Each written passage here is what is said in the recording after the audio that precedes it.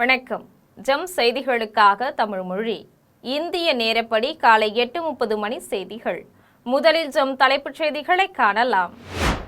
தேசிய முன்னேற்றத்தை முன்னெடுத்து செல்வதில் மாநிலங்கள் முக்கிய பங்கு வகிக்கின்றது. பிரதமர் நரேந்திர மோடி புகழாரம்.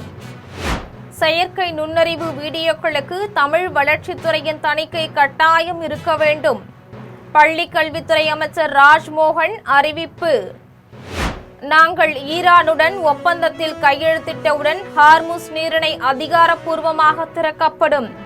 அமெரிக்க அதிபர் டொனால்ட் ட்ரம்ப் அறிவிப்பு. உலகக்கோப்பை கால்பந்து தொடரின் முதல் போட்டி.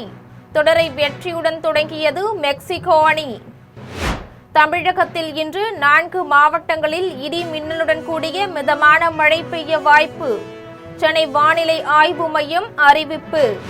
இனி விரிவான செய்திகளை காணலாம். நிதி ஆயோக் கூட்டத்தில் கூட்டாட்சி தத்துவத்திற்கான நமது அர்ப்பணிப்பு மீண்டும் வலியுறுத்தப்பட்டதாக பிரதமர் நரேந்திர மோடி தெரிவித்துள்ளார். பிரதமர் நரேந்திர மோடி 11வது நிதி ஆயோக் கூட்டம் குறித்து தனது சமூக வலைதளத்தில் பதிவிட்டுள்ளார். அதில் நிதி ஆயோக் கூட்டத்தில் தற்சார்புக்கு முக்கியத்துவம் அளிப்பது, உலகளாவிய சிறந்த நடைமுறைகளை பின்பற்றுவது மற்றும் சீர்திருத்தங்களுக்கான பயணத்தை வலுப்படுத்துவது உள்ளிட்ட பல்வேறு பரந்த அளவிலான விவகாரங்கள் குறித்து ஆலோசிக்கப்பட்டதாக தெரிவித்தார். மேலும் தேசிய முன்னேற்றத்தை முன்னெடுத்து செல்வதில் மாநிலங்கள் முக்கிய பங்கு வகிக்கின்றன என்ற நமது அரசின் நம்பிக்கைக்கு ஏற்ப கூட்டுறவு கூட்டாட்சி தத்துவத்திற்கான நமது அர்ப்பணிப்பு மீண்டும் வலியுறுத்தப்பட்டதாக கூறினார். செயற்கை நுண்ணறிவு வீடியோக்களுக்கு தமிழ் வளர்ச்சித்துறையின் தணிக்கை கட்டாயம் இருக்க வேண்டும் என்று பள்ளிக்கல்வித்துறை அமைச்சர் ராஜ்மோகன் அறிவித்துள்ளார். கோவை வ.உ.சி. மைதானத்தில் அமைக்கப்பட்ட பிரம்மாண்ட அரசு பொருட்காட்சியை அமைச்சர்கள் ராஜ்மோகன், சம்பத்குமார் ஆகியோர் இணைந்து திறந்து வைத்தனர். விழாவில் பல்வேறு தரப்பை சேர்ந்த பயனாளிகளுக்கு 4 கோடி ரூபாய் மதிப்பிலான நலத்திட்ட உதவிகள், பட்டாக்கள் மற்றும் மருத்துவ உபகரணங்களை வழங்கினர். பின்னர் அமைச்சர் ராஜ்மோகன் செய்தியாளர்களிடம் பேசினார். அப்போது சிங்கப்பெண் திட்டத்திற்காக வெளியிடப்பட்ட செயற்கை நுண்ணறிவு வீடியோக்களில் ஏற்பட்ட பிழைகள் தொழில்நுட்ப கோளாறு என விளக்கம் அளித்தார். இனிவரும் காலங்களில் செயற்கை நுண்ணறிவு மூலம் உருவாக்கப்படும் காணொளிகள், வரைபடங்கள் மற்றும் ஆடியோக்கள் எதுவாக இருந்தாலும் கட்டாயமாக தமிழ் வளர்ச்சித்துறையின் முறையான தணிக்கை மற்றும் ஆலோசனைக்கு பிறகு வெளியிடப்பட வேண்டும் என கூறினார். நிலுவையில் உள்ள தமிழ் வளர்ச்சித்துறை விருதுகள் அனைத்தும் முதலமைச்சரின் ஆலோசனையுடன் விரைவில் வழங்கப்படும் என்று தெரிவித்தார். தொடர்ந்து பேசிய அவர், மூத்த தமிழறிஞர்கள் மற்றும் மாணவர்களிடம் அரசு பேருந்து பணியாளர்கள் கூடுதல் கனிவோடு நடந்து கொள்ள வேண்டும் என்று கேட்டுக்கொண்டார். மட்டும் இல்லைங்க, தமிழ் வளர்ச்சித்துறையை பொறுத்த வரைக்கும் தமிழ்நாட்டில் இருக்கக்கூடிய ஒரு ஸ்ட்ராங் பவுண்டேஷன் போட்டிருக்கிறாங்க. அதை நம்ம மறுப்பு சொல்ல முடியாது. அவர்களினுடைய அஸ்திவாரம் மிகவும் பலமானது. ஆனால் காலத்திற்கு ஏற்ப அதுல பல்வேறு வகையான விஷயங்கள் நடக்கணும். இப்போ நேற்று இன்று நாளையும் பாத்தீங்கன்னா, நேற்றின் பெருமையை மட்டுமே இன்று பேசிக் கொண்டிருப்பது அல்ல அரசியல். நாளையினுடைய வருங்கால தொழில்நுட்பங்களை பயன்படுத்தி வருங்கால தலைமுறை உள்ள இருக்கக்கூடியதுதான் ஒரு நல்ல அரசியல். நாங்க அப்படிதான் நினைக்கிறோம். கிட்டத்தட்ட 2 ஆண்டுகளாக பல்வேறு விருதுகள் வழங்கப்படாமல் இருக்கு தமிழ் வளர்ச்சித்துறையில். முதல் வேலையாக எத்தனை சீக்கிரமாக முடியுமோ மாண்புமிகு முதல்வர் அவர்களினோடு கலந்தாலோசித்து பெண்டிங்ல இருக்கக்கூடிய, தராமல் இருக்கக்கூடிய அனைத்து தமிழ் வளர்ச்சித்துறை மாநில மாவட்ட விருதுகளும் உடனடியாக வழங்கப்படுவதற்காக ஆவணம் செய்யப்படும் என்பதை உங்கள் மூலமாக மகிழ்ச்சியோடு தெரிவித்துக் கொள்கிறேன். ஈரான் மீதான புதிய தாக்குதல்களை ரத்து செய்வதாக அமெரிக்க அதிபர் டொனால்ட் ட்ரம்ப் தெரிவித்துள்ளார். அமெரிக்காவின் ஓவல் அலுவலகத்தில் அதிபர் டொனால்ட் ட்ரம்ப் செய்தியாளர்களை சந்தித்து பேசினார். அப்போது ஈரானுடனான போருக்கு நாங்கள் ஒரு சிறந்த தீர்வு கண்டுள்ளதாக தெரிவித்தார். நாங்கள் ஒப்பந்தத்தில் கையெழுத்திட்டவுடன் ஹார்முஸ் நீரிணை அதிகாரப்பூர்வமாக திறக்கப்படும் என்று கூறினார். அது மிக விரைவில், ஒருவேளை இந்த வார இறுதியில் ஐரோப்பாவில் கூட நடக்கலாம் என்று தெரிவித்தார். மிக முக்கியமாக, ஈரான் ஒருபோதும் அணு ஆயுதத்தை வைத்திருக்காது என்ற ஒப்பந்தம் தங்களுக்கு கிடைத்துள்ளது. இதை அடைவதற்காக நாங்கள் மேற்கொண்ட முயற்சிகளின் முழு நோக்கமே அதுதான். எனவே இது ஒரு மிகப்பெரிய விஷயம் என்று கூறினார். மேலும் ஈரான் மீதான புதிய தாக்குதல்களை ரத்து செய்வதாக அறிவித்தார். உலகக்கோப்பை கால்பந்து தொடரின் முதல் போட்டியில் மெக்சிகோ அணி வெற்றி பெற்றது. உலகக்கோப்பை கால்பந்து தொடர் மெக்சிகோ, கனடா, அமெரிக்கா ஆகிய 3 நாடுகளில் நடைபெறுகிறது. இந்நிலையில் மெக்சிகோ நகரில் பிரம்மாண்ட துவக்க விழாவுடன் தொடங்கிய உலகக்கோப்பை கால்பந்து தொடரின் முதல் போட்டியில் மெக்சிகோ மற்றும் தென்னாப்பிரிக்கா அணிகள் மோதின. இதில் சிறப்பாக விளையாடிய மெக்சிகோ அணி 2-0 என்ற கோல் கணக்கில் அபார வெற்றி பெற்றது. இதன் மூலம் மெக்சிகோ அணி தொடரை வெற்றியுடன் தொடங்கியது. தமிழகத்தில் இன்று 4 மாவட்டங்களில் காலை 10 மணி வரை இடிமின்னலுடன் கூடிய மிதமான மழை பெய்ய வாய்ப்புள்ளதாக சென்னை வானிலை ஆய்வு மையம் தெரிவித்துள்ளது. தமிழகத்தில் ஒரு சில இடங்களிலும் புதுச்சேரி மற்றும் காரைக்கால் பகுதிகளிலும் இடிமின்னலுடன் கூடிய லேசானது முதல் மிதமான மழை பெய்யக்கூடும் என்று சென்னை வானிலை ஆய்வு மையம் தெரிவித்துள்ளது. இதன்படி தமிழகத்தில் கன்னியாகுமரி, தென்காசி, தூத்துக்குடி மற்றும் திருநெல்வேலி ஆகிய மாவட்டங்களில் இன்று காலை 10 மணி வரை இடிமின்னலுடன் கூடிய மிதமான மழை பெய்ய வாய்ப்புள்ளது. ககன்யான் போன்ற லட்சிய விண்வெளி திட்டங்களில் தனியார் துறையின் பங்களிப்பை அதிகரிக்க வேண்டும் என்றும் மத்திய அமைச்சர் ஜிதேந்திர சிங் தெரிவித்துள்ளார். அகமதாபாத்தில் விண்வெளி துறையை சேர்ந்த நிபுணர்களை ஒன்றிணைக்கும் தற்சார்பு அந்தாக்ஷ் அபியான் திட்டத்தின் கீழ் கருத்தரங்கம் நடைபெற்றது. இதில் மத்திய அமைச்சர் ஜிதேந்திர சிங் கலந்து கொண்டு உரையாற்றினார். அப்போது விண்வெளி துறையில் ஒற்றை சாளர அனுமதி முறை வேகமாகவும் வெளிப்படையாகவும் செயல்பட வேண்டும் என்று வலியுறுத்தினார். மேலும் ககன்யான் போன்ற லட்சிய விண்வெளி திட்டங்களில் தனியார் துறையின் பங்களிப்பை அதிகரிக்க வேண்டும் என்றும் கூறினார். நேரடி நெல் கொள்முதல் நிலையங்களில் ஊழியர்களுக்கு பெனால்டி விதிக்கப்படுவதை தவிர்க்க கொள்முதல் செய்யப்படும் நெல்லின் ஈரப்பதம் 17.5% இருப்பதை உறுதி செய்து கொள்ள அறிவுறுத்தியுள்ளதாக அமைச்சர் வெங்கடரமணன் தெரிவித்துள்ளார். மயிலாடுதுறையில் உணவுத்துறை அமைச்சர் வெங்கடரமணன் செய்தியாளர்களை சந்தித்து பேசினார். அப்போது மயிலாடுதுறை மாவட்டத்தில் குடிநீர் தட்டுப்பாட்டை போக்குவது தொடர்பாக மாவட்ட ஆட்சியர் நீர்வளத்துறை அதிகாரிகளிடம் கலந்து பேசியுள்ளதாகவும் விரைவில் சரி செய்ய நடவடிக்கை எடுக்கப்படும் என்றும் தெரிவித்தார். டிஎன்சிஎஸ்சியில் 14 ஆண்டுகளாக பணியாற்றும் தற்காலிக பணியாளர்கள் 7500 பேர் பணி நிரந்தரம் செய்யப்படாமல் இருப்பது குறித்து முதலமைச்சரிடம் ஆலோசித்து உரிய நடவடிக்கை எடுக்கப்படும் என்று கூறினார். நேரடி நெல் கொள்முதல் நிலையங்களில் ஊழியர்களுக்கு பெனால்டி விதிக்கப்படுவதை தவிர்க்க கொள்முதல் செய்யப்படும் நெல்லின் ஈரப்பதம் 17.5% இருப்பதை உறுதி செய்து கொள்ள அறிவுறுத்தியுள்ளதாக தெரிவித்தார். தருமபுரி மாதம் அவர்களை பார்த்து பேசிட்டு இருந்தேன். அவரை பார்த்து மீட் பண்ணேன். அவர்கள் கேட்கும்போது இந்த நெல் மணிகளை எப்படி நம்ம அரிசி நல்ல அரிசி நம்ம வீட்டுக்கு வரணும், மக்களுக்கு சென்றடைய வேணும்னா நல்ல உணவு கிடைக்கணும், நல்ல தரமான உணவு கிடைக்கணும் அப்படின்னா அரிசி முக்கியம், நெல்மணி முக்கியம். நெல்மணியை கொள்முதல் பண்ணுறோம், ஆனால் அதை ஸ்டோரேஜ் பண்ணும்போது ஃபெசிலிட்டி நல்லா இருக்கணும். இந்த மழையாலோ இல்லை அது சம்மந்தப்பட்ட நீர்நிலைகளாலோ பாதிப்பு வரக்கூடாது. அவர்கிட்டையும் கேட்டிருக்கேன், சில ஸ்பேஸ் கொடுத்துருக்காங்க. அந்த பகுதிகளை ஓப்பன் டிபிசியாக மட்டுமல்ல, இப்போ இருக்க டிபிசி ஓப்பனும் இப்போ கடைசி நேற்று கூட போய் பார்த்துட்டு வந்தேன். சில டிபிசி எல்லாம் நம்மளே ஆதீனம் அவர்களிருந்தும் மற்ற நிர்வாகத்திலும். கோவையில் உள்ள தமிழ்நாடு வேளாண்மை பல்கலைக்கழகத்தில் மாநில வேளாண்மை மற்றும் உழவர் நலத்துறை அமைச்சர் வினோத் ஆய்வு மேற்கொண்டார். கோவையில் உள்ள தமிழ்நாடு வேளாண்மை பல்கலைக்கழகத்தின் பல்வேறு துறைகள் மற்றும் ஆராய்ச்சி நிலையங்களை மாநில வேளாண்மை மற்றும் உழவர் நலத்துறை அமைச்சர் வினோத் பார்வையிட்டு ஆய்வு செய்தார். இந்த ஆய்வின் போது தமிழ்நாடு வேளாண்மை பல்கலைக்கழக துணைவேந்தர் சுப்பிரமணியன், துறை தலைவர்கள் மற்றும் பேராசிரியர்கள் உடனிருந்தனர். இந்நிகழ்ச்சியில் பல்கலைக்கழகத்தின் நெல் ஆராய்ச்சி மையத்தில் காட்சிப்படுத்தப்பட்ட நெல் ரகங்கள் மற்றும் அவற்றின் சாகுபடி குறித்து அமைச்சர் கேட்டறிந்தார். இதன் பின்னர் பல்கலைக்கழகத்தின் பண்ணை வளாகம், வேளாண் பொறியியல் துறை உள்ளிட்ட துறைகளை அமைச்சர் பார்வையிட்டார். இதையடுத்து பல்கலைக்கழக மாணவ மாணவியர் தங்கும் விடுதி மற்றும் உணவருந்தும் விடுதி ஆகியவற்றை ஆய்வு செய்து மாணக்கர்களின் குறைகளை அமைச்சர் கேட்டறிந்தார். தமிழகம் முழுவதும் உள்ள அரசு பள்ளிகளில் விளையாட்டு வகுப்புகளை புறக்கணிக்க கூடாது என்று உத்தரவிட்டுள்ளதாக பள்ளிக்கல்வித்துறை அமைச்சர் ராஜ்மோகன் தெரிவித்துள்ளார். கோவை விமான நிலையத்தில் பள்ளிக்கல்வித்துறை அமைச்சர் ராஜ்மோகன் செய்தியாளர்களை சந்தித்து பேசினார். அப்போது அரசு பள்ளிகளில் காலியாக உள்ள விளையாட்டு ஆசிரியர்களின் பணியிடங்களும் நிரப்ப விரைவில் நடவடிக்கை எடுக்க உள்ளதாக தெரிவித்தார். மலைவாழ் மக்களின் கல்வி குறித்த கேள்விக்கு பதிலளித்த அவர், கோவையில் ஒரு கிராமத்திலிருந்து பேருந்து கேட்டு மக்கள் போராடி வந்த நிலையில் அமைச்சர் வன்னியரசு இதனை தீர்த்து வைத்துள்ளதாக குறிப்பிட்டார். மலைவாழ் மக்களின் குழந்தைகளும் கல்வி வழங்க நடவடிக்கை எடுக்கப்படும் என்றார். தொடர்ந்து அரசு பள்ளிகளில் விளையாட்டு வகுப்புகளை புறக்கணிக்க கூடாது என்று உத்தரவிட்டுள்ளார். பத்திரிகையாளருக்கு அந்த நல வாரிய திட்டங்களும் அது செயல்படணும், அதை பற்றி மிக உறுதியாக நான் யாரு அங்கேருந்து வந்தவர் தானே மிக உறுதியாக. அதிமுக, திமுக, தாவேகா அப்படின்றதெல்லாம் அரசியல் வேறுபாடுகளை எல்லாம் தாண்டி மக்கள் நலன் சார்ந்து நாங்கள் எப்போதுமே அதில் நாங்கள் போட்டி போட்டு நல்லது செய்கிறதுல தான் போட்டி போட்டு வருவோம். அது தமிழ் மண்ணினுடைய வழமை. அந்த வகையில் பத்திரிகையாளர்களின் நலன் சார்ந்தும் நாங்கள் கண்ணும் கருத்துமாக செயல்பட்டு கொண்டு இருக்கிறோம். அது குறித்த அறிவிப்புகள் நல்ல நேரத்தில் தகுந்த நேரத்தில் டெல்லியிலிருந்து மாண்புமிகு முதல்வர் வந்த பிறகு வரும். ரயில்வே திட்டங்கள் மாநில வளர்ச்சிக்கு பெரிய பலனை தரும் என்று அமைச்சர் அஸ்வினி வைஷ்ணவ் தெரிவித்துள்ளார். ராஜஸ்தான் மாநிலம் ஜெய்ப்பூரில் ரயில் நிலைய மறுசீரமைப்பு பணிகளை ஆய்வு செய்த பின்னர் மத்திய ரயில்வே அமைச்சர் அஸ்வினி வைஷ்ணவ் செய்தியாளர்களை சந்தித்து பேசினார். அப்போது 85 நிலையங்கள் மேம்படுத்தப்பட்டு வருவதாக தெரிவித்தார். ஜெய்ப்பூர் நிலையத்தில் 2வது நுழைவு வாயில் பணிகள் நிறைவடைந்துள்ளதுடன் பிரதான பகுதி பணிகள் தொடர்ந்து நடைபெற்று வருவதாக அவர் கூறினார்.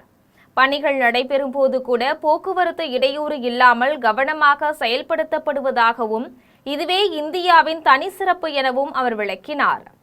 ராஜஸ்தானில் நடைபெறும் பல்வேறு ரயில்வே திட்டங்கள் மாநில வளர்ச்சிக்கு பெரிய பலனை தரும் என்றும் அவர் தெரிவித்தார்.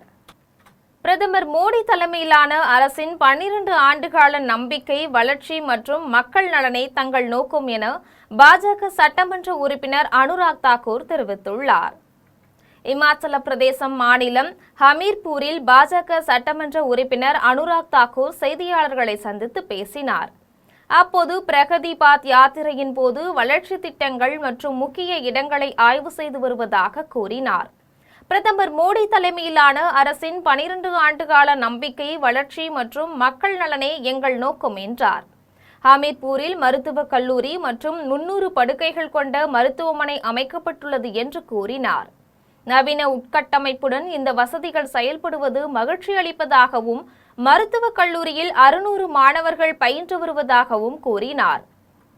காமராஜர் காலத்தில் எப்படி காங்கிரசின் குரல் ஓங்கி நின்றதோ அந்த காங்கிரஸை இப்போது கொண்டு வர வேண்டும் என்று பிரவீன் சக்கரவர்த்தி தெரிவித்துள்ளார். தமிழ்நாட்டிலிருந்து காங்கிரஸ் சார்பில் மாநிலங்களவை உறுப்பினராக போட்டியின்றி தேர்ந்தெடுக்கப்பட்ட பிரவீன் சக்கரவர்த்தி சென்னை தலைமைச் செயலகத்தில் தேர்தல் நடத்தும் அதிகாரியிடம் உறுப்பினர் சான்றிதழ்களை பெற்றார். பின்னர் அவர் சென்னை டி நகரில் உள்ள காமராஜர் நினைவு இல்லத்தில் பெருந்தலைவர் காமராஜ் சிலைக்கு மாலை அணிவித்து மரியாதை செலுத்தினார். இதையடுத்து செய்தியாளர்களை சந்தித்த அவர், கடந்த 50 ஆண்டுகளுக்கு பிறகு கூட்டணி அரசில் காங்கிரசுக்கு வாய்ப்பு கிடைத்துள்ளது. இதை பெரிய பொறுப்பாக கருதி கட்சியை வலுப்படுத்த பாடுபடுவேன் என்று தெரிவித்தார். எப்படி பெருந்தலைவர் காமராஜர் காலத்தில் காங்கிரசின் குரல் ஓங்கி நின்றதோ அந்த காங்கிரஸ் கொண்டு வர வேண்டும் என்று தான் விரும்புவதாக கூறினார். மேலும் தமிழ்நாடு முதல்வர் விஜய்க்கு நன்றி தெரிவித்த அவர், கண்டிப்பாக காங்கிரசின் குரல் தமிழ்நாட்டில் தொடர்ந்து ஒலிக்கும் என்று தெரிவித்தார். அந்த காங்கிரஸை திருப்பி கொண்டு வர வேண்டும் அப்படின்னு எங்களுடைய விருப்பம், ஆசை, நம்பிக்கை. ஒரு 50 வருஷத்துக்கு அப்புறம் தமிழ்நாட்டில் ஒரு கூட்டணி ஆட்சி அமைஞ்சிருக்கு. அந்த கூட்டணி ஆட்சியின் முதல் பிரதிநிதியா பாராளுமன்றத்தில் எனக்கு ஒரு வாய்ப்பு கிடைத்திருக்கு. இது ஒரு பெரிய பொறுப்பாக தான் நான் கருதுகிறேன். இந்த பொறுப்புக்கு மாண்புமிகு முதலமைச்சர் திரு ஜோசப் விஜய் அவர்களுக்கும் தமிழக வெற்றி கழக கட்சி தொண்டர்கள், சப்போர்ட்டர்ஸுக்கும், இந்திய தேசிய காங்கிரஸ் கட்சி தலைவர்கள், தொண்டர்களுக்கும் என் மனமார்ந்த நன்றியை தெரிவிக்கிறேன். சீர்காழியில் மழையால் பாதிக்கப்பட்ட பயிர்களுக்கு உரிய காப்பீட்டுத் தொகை வழங்காததால் விவசாயிகள் ஆய்வுக்கு வந்த உணவுத்துறை அமைச்சரிடம் கோரிக்கை விடுத்துள்ளனர். மயிலாடுதுறை மாவட்டம் சீர்காழியில் பெய்த கனமழையால் கடைமடை பகுதியில் விவசாயம் செய்யப்பட்டுள்ள சுமார் 1 லட்சம் ஏக்கர் சம்பா நெற்பயிர்கள் தண்ணீரில் மூழ்கியது. இதனால் விவசாயிகள் வேதனை தெரிவித்தனர். சீர்காழி, கொள்ளிடம், மாதானம், செருகுடி உள்ளிட்ட பல்வேறு கிராமங்களுக்கு காப்பீட்டுத் தொகை வழங்கப்படவில்லை என்று விவசாயிகள் குற்றம் சாட்டினர். இந்நிலையில் எருக்கூரில் செயல்பட்டு வரும் தமிழ்நாடு நுகர்பொருள் வாணிப கழகம் நவீன அரிசி ஆலையில் ஆய்வு செய்து வந்த உணவுத்துறை அமைச்சர் வெங்கடரமணிடம் காப்பீட்டுத் தொகை பெற்றுத்தர கோரி மனு அளித்தனர். அதனைத் தொடர்ந்து அமைச்சர் அரிசி ஆலையில் நெல்லை அரைக்கும் இயந்திரம் பராமரிப்பு இல்லாமல் கிடப்பதை ஆய்வு செய்து அதிகாரிகளுக்கு விரைந்து நடவடிக்கை எடுக்க உத்தரவிட்டார். சீர்காழி தாலுகா இங்கே தான் பாதிப்பு அதிகமாக இருக்கு. பட் இது புள்ளியியல் துறைன்னு ஒரு துறையை கணக்கெடுக்கிறாங்க, சரியான கணக்கு கொடுக்கறதில்ல. அதிகப்படியாக விவசாயிகளாகிய நாங்கள் பாதிப்படைஞ்சிருக்கோம். கடந்த 5 வருஷமா பார்த்தீங்கன்னு சொன்னால் தொடர்ச்சியாக நாங்கள் வந்து அந்த இன்சூரன்ஸ் பண்ணிட்டு வரோம். அந்த இன்சூரன்ஸ் கம்பெனி எங்களுக்கு சரியான அந்த இழப்பீட்டு தொகையை வந்து பெற்றுத்தரதே இல்லை. இதனால் இங்கே சீர்காழி பகுதியில் உள்ள அனைத்து விவசாயிகளுமே மிகுந்த வேதனையில் இருக்கிறோம். திமுக ஆட்சியில் வழங்கப்பட்டதை போன்று குறுவை தொகுப்பு திட்டத்தை தாவேக அரசு உடனடியாக வழங்க வேண்டும் என சட்டமன்ற உறுப்பினர் துரை சந்திரசேகரன் வலியுறுத்தியுள்ளார். தஞ்சையில் சட்டமன்ற உறுப்பினர் துரை சந்திரசேகரன் செய்தியாளர்களை சந்தித்து பேசினார். அப்போது டெல்டா மாவட்டங்களில் மும்முனை மின்சாரம் வழங்கப்படாததால் நடவு செய்யப்பட்ட நெற்பயிர்கள் காய்ந்து வருகின்றது என்று குற்றம் சாட்டினார். மின் தட்டுப்பாடு மற்றும் குடிநீர் பிரச்சனையால் விவசாயிகள், பொதுமக்கள் பல இடங்களில் போராட்டத்தில் ஈடுபட்டு வருவதாகவும் அவர் கூறினார். மற்றவர்கள் மீது வீண்பழி சுமத்துவதை விடுத்து மின்துறை மற்றும் வேளாண் துறை அமைச்சர்கள் நேரில் ஆய்வு செய்து நடவடிக்கை எடுக்க வேண்டும் என வலியுறுத்தினார். மேலும் கடந்த திமுக ஆட்சியில் வழங்கப்பட்டதை போன்று குறுவை தொகுப்பு திட்டத்தை உடனடியாக அறிவிக்க வேண்டும் என்றும் அவர் கோரிக்கை விடுத்தார். அரசாங்கம் வந்து தட்டி கழிக்க கூடாது. பழைய திமுக ஆட்சியில தான் காரணம், அந்த மின்சார தடைக்கு காரணம்னு சொல்றது வீண் பழி. ஆனால் அதை வந்து விட்டு இந்த ஆய்வு செய்து மின்சாரத்துறை அமைச்சர், நமது மாவட்டத்தினுடைய வேளாண்மைத்துறை அமைச்சர் இவங்கெல்லாம் வந்து ஆய்வு செய்து உரிய முறையில் அந்த மின்சாரத்தை வழங்கணும். வழங்கினாதான் விவசாயத்தை காப்பாற்ற முடியும். அந்த பணியை செய்யாமல் பேட்டி கொடுக்கறது மாதிரி தவறாக எங்க திமுக மேல பழிய போடுறதை விட்டுட்டு இந்த பணியை செய்யறதை கேட்டுக்கிறோம். நள்ளிரவில் மின்வெட்டு ஏற்படுவதால் பகுதி மக்கள் தொடர்ந்து அவதிப்பட்டு வருகின்றனர் என்று வளசரவாக்கத்தில் நடைபெற்ற மண்டலக்குழு கூட்டத்தில் கவுன்சிலர்கள் குற்றம் சாட்டினர். தமிழக சட்டமன்ற தேர்தல் நடந்து முடிந்த பின்னர் வளசரவாக்கத்தில் மண்டலக்குழு தலைவர் ராஜன் தலைமையில் நடைபெற்றது. கூட்டத்தில் பங்கேற்ற கவுன்சிலர்கள் பேசினர். அப்போது மதுரவாயல், ராமாபுரம், வளசரவாக்கம், போரூர், நெற்குன்றம் உள்ளிட்ட பகுதியில் நள்ளிரவில் மின்வெட்டு ஏற்படுவதால் பகுதி மக்கள் தொடர்ந்து அவதிப்பட்டு வருவதாக குற்றம் சாட்டினர். இதேபோன்று 145வது வார்டு அதிமுக கவுன்சிலர் சத்யநாதன் பேசினார். அப்போது தேர்தல் தேதி அறிவிப்பதற்கு 10 நாட்களுக்கு முன்பு நெற்குன்றத்தில் மாநகராட்சி பள்ளியின் அருகே டாஸ்மாக் கடை திறக்கப்பட்டது என்றும், ஆட்சியில் அமர்ந்த பின்னர் அரசு பள்ளி மற்றும் வழிபாட்டு தலங்கள் அருகே உள்ள டாஸ்மாக் கடைகள் மூடப்படும் என அறிவித்திருந்த நிலையில் நெற்குன்றம் மாநகராட்சி பள்ளியிலிருந்து 60 மீட்டர் தூரத்தில் உள்ள டாஸ்மாக் கடை இன்னும் மூடவில்லை என்றும் அதிமுக கவுன்சிலர் சத்யநாதன் தெரிவித்தார். இவரை தொடர்ந்து தாவேகவில் இணைந்துள்ள 148வது வார்டு கவுன்சிலர் கிரிதரன் பேசும்போது, மழைக்காலத்திற்கு முன்பு மழைநீர் வடிகால் தூர்வார நடவடிக்கை எடுக்க வேண்டும் என்றும், போதுமான மின்மாற்றிகள் இல்லாததால் அடிக்கடி மின்தடை ஏற்படுகின்றது என்றும் தெரிவித்தார். நாகர்கோவிலில் உள்ள பள்ளி மாணவிகளிடம் சிங்கப்பெண் சிறப்பு படையினர் பாதுகாப்பு குறித்து கலந்துரையாடினர். கன்னியாகுமரி மாவட்டத்தில் 2 சிங்கப்பெண் சிறப்பு படையினர் பெண்கள் பாதுகாப்பை உறுதி செய்யும் வகையில் பணியில் ஈடுபட்டனர். அப்போது நாகர்கோவில் செய்குதம்பி பாவலர் பள்ளியில் உள்ள மாணவிகளை சந்தித்து எந்த நேரத்திலும் தங்களுக்கான உறுதுணையாக இந்த சிறப்பு படை செயல்படும் என்று தெரிவித்தனர். எனவே எந்தவிதமான இடையூறு இருந்தாலும் தங்களுக்கு தெரிவிக்கலாம் என்று அறிவுறுத்தினர். சென்னை மாநகராட்சி குழு கூட்டத்தில் திமுக மாமன்ற உறுப்பினர் சொந்த கட்சிக்கு எதிராக குரல் எழுப்பியதால் கூட்டத்தில் வாக்குவாதம் ஏற்பட்டது. சென்னை மாநகராட்சி 14வது மண்டல குழுவில் மாதாந்திர கூட்டம் மண்டலக்குழு தலைவர் ரவிச்சந்திரன் தலைமையில் நடைபெற்றது. இக்கூட்டத்தில் மாமன்ற உறுப்பினர்களும் மாநகராட்சி துறை சார்ந்த அதிகாரிகளும் கலந்து கொண்டனர். அப்போது 186வது திமுக மாமன்ற உறுப்பினர் மணிகண்டன் கடந்த 4 ஆண்டுகளில் எந்த ஒரு திட்டப்பணிகளையும் தனது வார்டுக்கு செய்யவில்லை என கூட்டத்தில் மண்டலக்குழு தலைவரை பார்த்து கேள்வி எழுப்பினார். இதனால் இருவருக்கும் இடையே வாக்குவாதம் ஏற்பட்டது. திமுக மாமன்ற உறுப்பினர் மணிகண்டன் தாவேகவில் இணைய உள்ள நிலையில் சொந்த கட்சிக்கு எதிராக உண்மையில்லாமல் கூட்டத்தில் பேசி வருகிறார் என திமுகவினர் குற்றம் சாட்டியுள்ளனர். தாமிரபரணி ஆற்றில் ஓடை போல் ஓடும் தண்ணீரில் யானை குளிக்கும் ட்ரோன் காட்சிகள் பார்ப்பவர்களின் மனதை மகிழ்ச்சியில் ஆழ்த்தியுள்ளன. தூத்துக்குடி மாவட்டம் ஸ்ரீவைகுண்டம் பகுதியில் உள்ள ஆதிநாதர் ஆழ்வார் கோவில் யானை மற்றும் திருக்கள்ளூர் வைத்தமாநிதி கோவில் யானை ஆகிய 2 யானைகளும் ஆழ்வார்தோப்பு பகுதியில் தனி கூடாரம் வைத்து பராமரிக்கப்பட்டு வருகின்றது.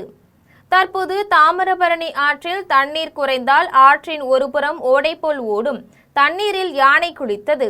2 யானைகளும் ஒரே இடத்தில் குளிக்கும் ட்ரோன் காட்சிகள் பார்ப்பவர்களின் மனதை மகிழ்ச்சியில் ஆழ்த்தியுள்ளன.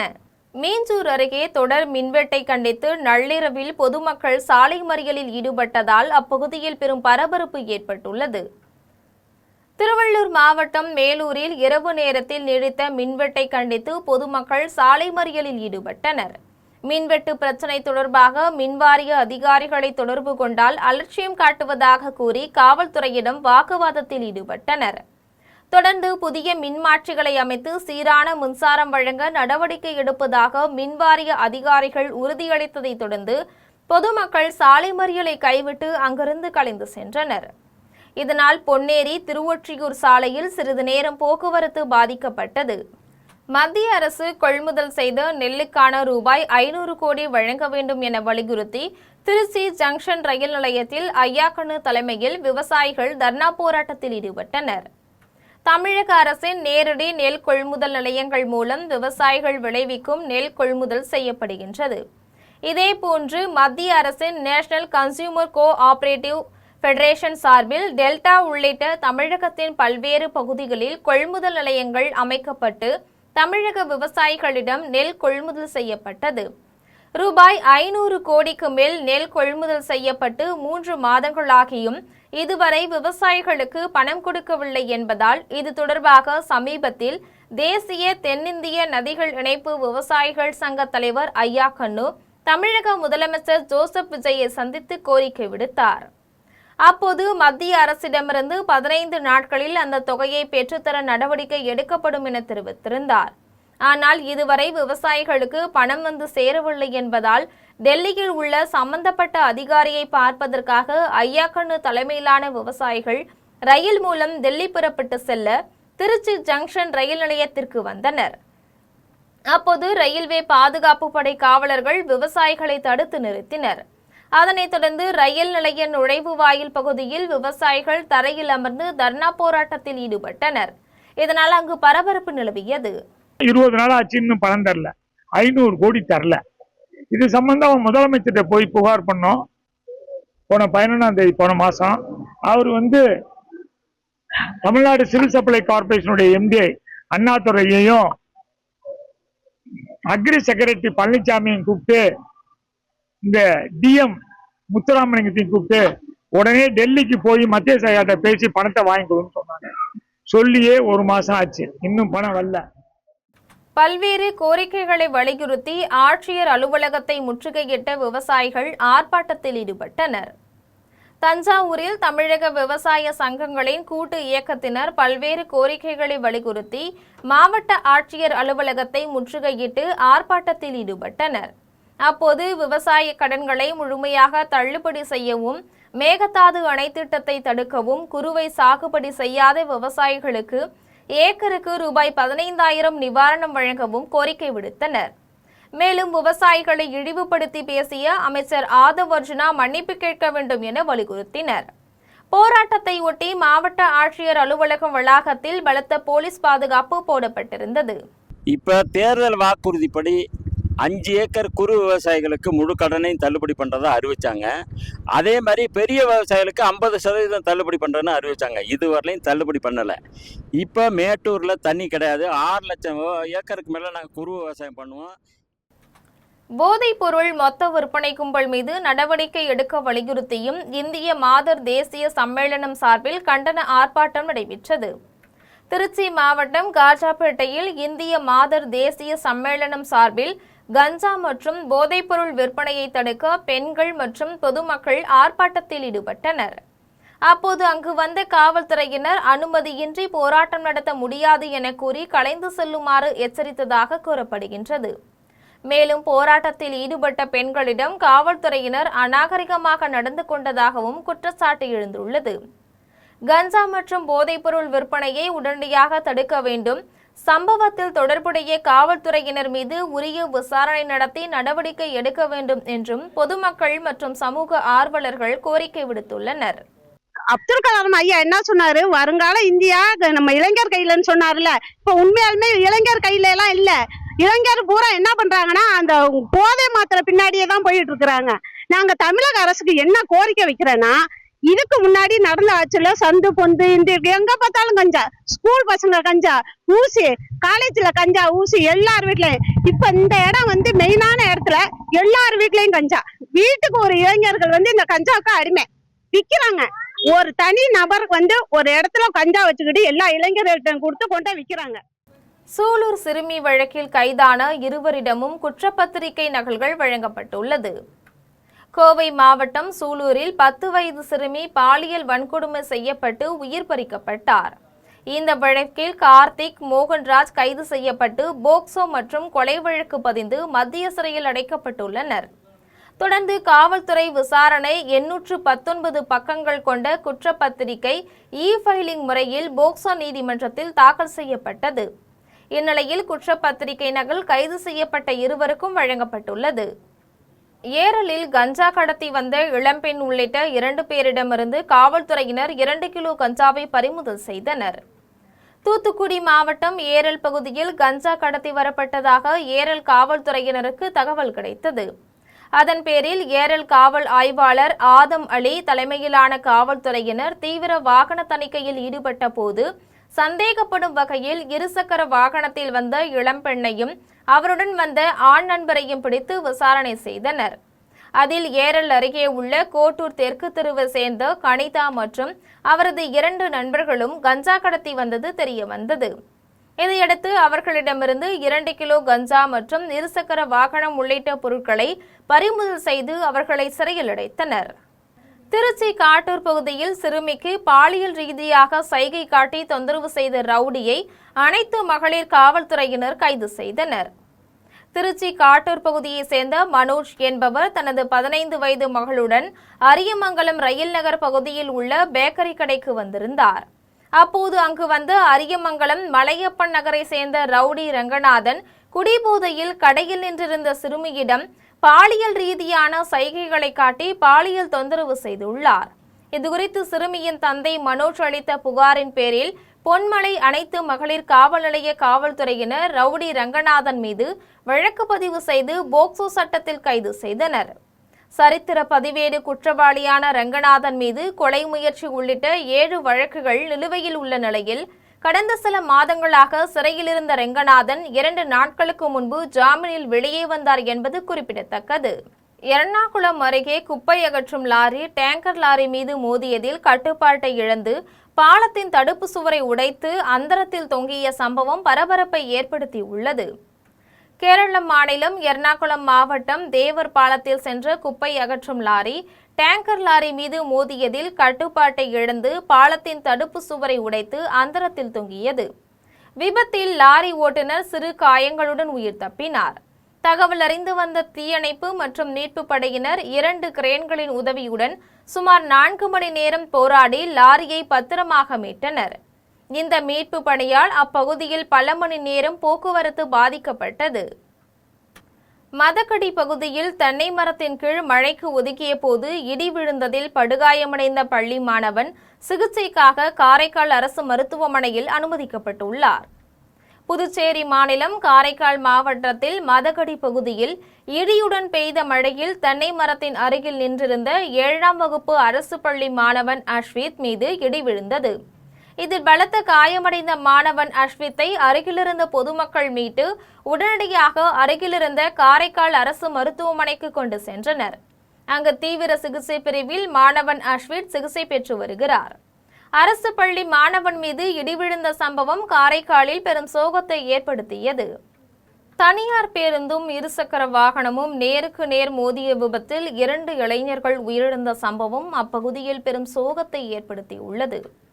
தூத்துக்குடி மாவட்டம் கருங்குளத்தில் அங்கப்பன் மற்றும் அவர் நண்பர் இசக்கிமுத்து இருவரும் கருங்குளத்திலிருந்து ஸ்ரீவைகுண்டம் நோக்கி இருசக்கர வாகனத்தில் சென்று கொண்டிருந்தனர். அப்போது திருச்செந்தூரில் இருந்து திருநெல்வேலி நோக்கி தனியார் பேருந்து ஒன்று வந்து கொண்டிருந்தது. இந்நிலையில் புளியங்குளம் பகுதியில் பேருந்தும் இருசக்கர வாகனமும் எதிர்பாராத விதமாக மோதி விபத்துக்குள்ளானது. இவ்விபத்தில் இருசக்கர வாகனத்தில் பயணித்த இருவரும் நிகழ்விடத்திலேயே உயிரிழந்தனர். இச்சம்பவம் அறிந்து விரைந்து வந்த காவல்துறையினர் இருவரது உடலையும் மீட்டு உடற்கூறாய்வுக்காக திருநெல்வேலி அரசு மருத்துவமனைக்கு அனுப்பி வைத்தனர். மேலும் சம்பவம் தொடர்பாக பேருந்து ஓட்டுநர் மீது வழக்கு பதிவு செய்து விசாரணை மேற்கொண்டு வருகின்றனர். இச்சம்பவம் அப்பகுதியில் பெரும் சோகத்தை ஏற்படுத்தியுள்ளது.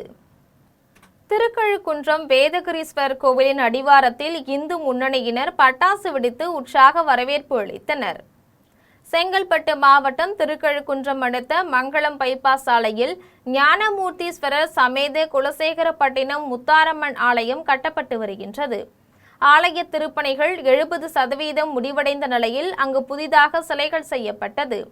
திருக்கழுக்குன்றம் வேதகிரீஸ்வரர் கோவில் அடிவாரத்தில் வந்த சுவாமி சிலைகளுக்கு இந்து முன்னணி அமைப்பினர் பட்டாசு வெடித்து உற்சாக வரவேற்பு அளித்தனர். கோவிலின் வாயில் வழியாக கோவில் கட்டப்படும் மங்களம் பகுதிக்கு சுவாமி சிலைகளை கொண்டு சென்றனர்.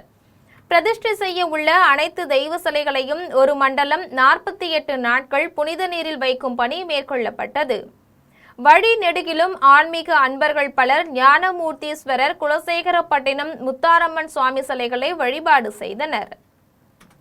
தென்மேற்கு பருவமழை தீவிரமடைந்துள்ள நிலையில் முக்கிய சாலைகளில் மழைநீர் தேங்கி போக்குவரத்து பாதிக்கப்பட்டதால் பொதுமக்களும் வாகன ஓட்டிகளும் கடும் அவதியடைந்துள்ளனர்.